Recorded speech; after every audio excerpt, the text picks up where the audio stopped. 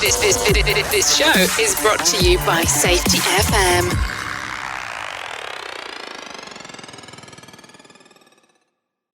The following program is rated for mature audiences. It may contain adult language, adult situations, and frank safety discussions.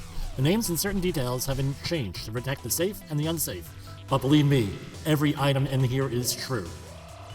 Today we're starting a new thing here at Safety Wars. We're calling it our weekly safety meeting. We're starting out with weekly safety meeting topic 1, Lyme disease.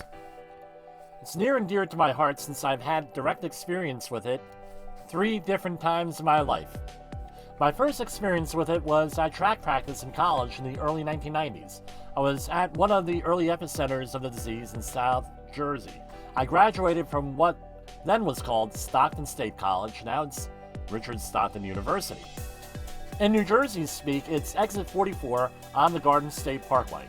I took off my pullover and left it in the grass. After practice, I put it back on. The next day, I had an irritation on my stomach. I didn't think too much about it. I didn't think of anything about it really until the following weekend, where it had become really irritated and a scab had formed on it. I ended up going to the doctor where they removed and I'm using air quotes here, deer tick. It could have been any number of types of tick from my stomach and put me on antibiotics 6 weeks later when I developed symptoms of Lyme disease. Essentially, what did I have? They were like flu-like symptoms that I couldn't shake, but since they were able to find out I had a deer tick on me, they had determined it was Lyme disease and therefore put me on antibiotics. And it cured it. After 2 or 3 courses of antibiotics, I was fine. That's the important thing with Lyme disease. You have to treat it in the beginning. So, fast forward a couple years later, and I'm working on a lot of projects in South Jersey. I was doing hazardous waste site work primarily. And I got the disease 2 more times and was treated for it 2 more times. Lyme disease is caused by a bacterium called Borrelia burgdorferi, a bacterium carried in the gut of certain ticks. When these ticks attach to the human body, they go in not so pleasant places, like the armpits, the groin, the scalp, any hairy and hidden body areas. They slowly feed, and within 36 to 48 hours, they may transmit the bacteria into their human host. Young ticks are especially abundant and are seeking hosts in late spring and early summer, although adult ticks can transmit the infection as well. This infection is in most of the lower 48 states. So what are the symptoms? Half of the time, a classic bullseye rash around the bite area shows up days or weeks after the bite.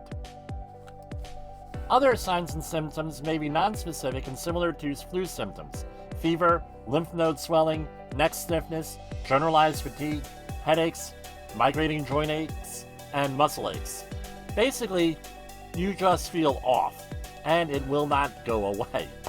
Diagnosis, like in my case, is based on the history of known exposure, in my case a tick bite, and the development of clinical signs and symptoms with blood testing providing valuable, supportive information. Most cases of Lyme disease can be successfully treated with antibiotics. It is very important that Lyme disease be diagnosed and treated early in the illness, since untreated Lyme disease may result in symptoms.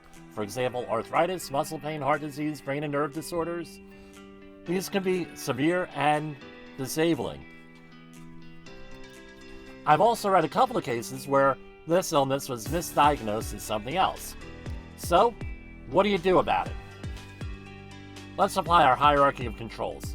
Avoid tick habitats, but I don't think that's going to really be possible, so we're going to go down into PPE and administrative controls probably right off the bat. So, number 1, wear light-colored clothing so it's easier to see ticks.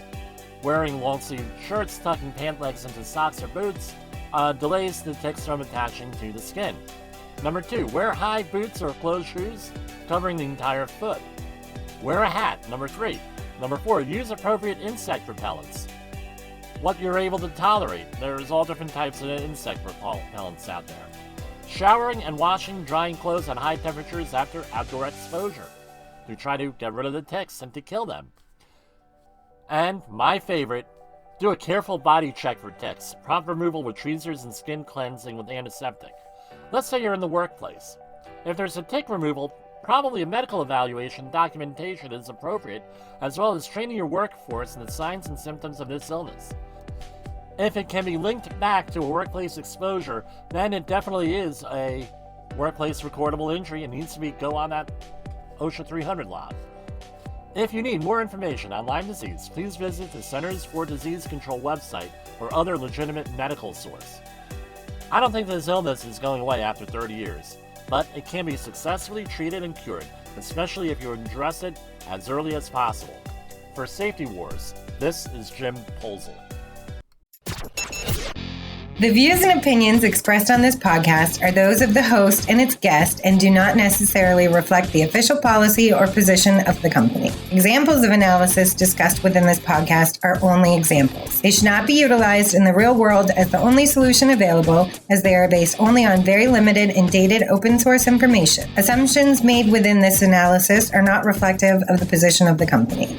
No part of this podcast may be reproduced, stored in a retrieval system, or transmitted in any form or by any means, mechanical, electronic, recording, or otherwise, without prior written permission of the creator of the podcast, Jay Allen.